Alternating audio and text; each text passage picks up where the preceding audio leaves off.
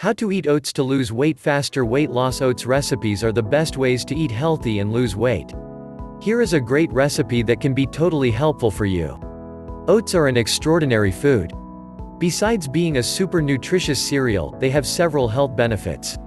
In addition to being rich in proteins and carbohydrates, oats contain a large amount of fiber. This fiber, in addition to improving digestion and intestinal health, contributes to long-term weight loss. In today's video we're going to teach you a practical way to obtain oats benefits through oatmeal. It's ideal for weight loss because when we eat it, we're satisfied and eat less the rest of the day.